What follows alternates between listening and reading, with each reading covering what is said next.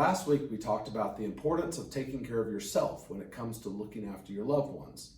One thing I didn't touch on last week, though, that I wanted to explore today is the importance of prioritizing not only your physical health, but your mental health as well. Thankfully, we live in a time where talking about mental health no longer conjures up images of straitjackets or stark, dark, dank hospitals. But these days, it's more about finding some zen. At least, that's what I tell myself. Seriously though, let me ask you a question. Have you ever found yourself spending time with other people, whether you're family or friends, but your mind is somewhere else altogether? Maybe you're mentally just running back over a meeting at work that you wish you'd handled differently. Or maybe you're worrying about an ongoing issue with one of your kids at school. When was the last time you drove home from work without remembering the drive? Right? Scary. It's very scary. It's so easy in today's go, go, go world to be scattered mentally.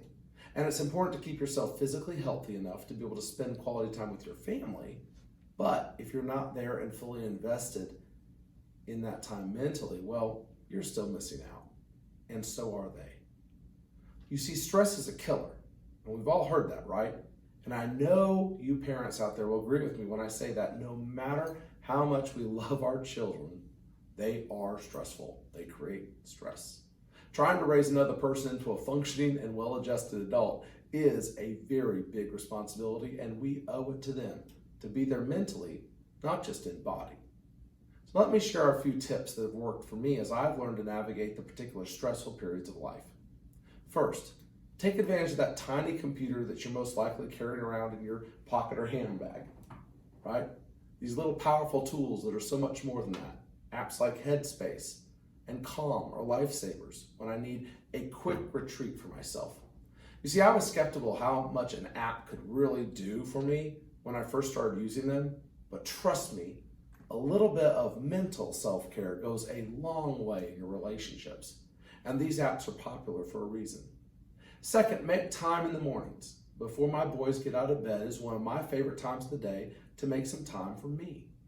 Whether it's a heavy lifting gym day or just a few minutes with a daily mantra or devotional, that early morning calm allows me to unload some stress and better handle everything else, including the market, that the day throws at me, and to be more present in my interactions with others. See, my gym time is also where my physical and my mental health tend to overlap. And if you're a regular exercise, you know what I mean. Sweating out stress is a real thing, folks. And there are even apps that will remind you to stand up every so often, like my watch, because sitting is the new smoking, right? So it helps you track your workouts in addition. So third, if you're going through some especially tough stuff and you need some outside help, don't be afraid just to pick up the phone, reach out and ask for it. Phone a friend. I've learned and I've grown so much by finding a good therapist who understood me, God help him, and pushed me to be a better version of myself. And if this picture makes you, uncomfortable with a couch, Sigmund Freud, or going under hypnosis, don't worry. It's more like a deep conversation in a cozy living room with a cup of coffee that's all about you. And it can be tough, yes, but it's so, so worth it. In the next couple of weeks, I challenge you to find ways to create mental health breaks during your day. Whether that's an app, a quick walk around the building at lunch, or simply waking up 10 minutes early to read, you'll start feeling yourself becoming more present and more engaged with those you love.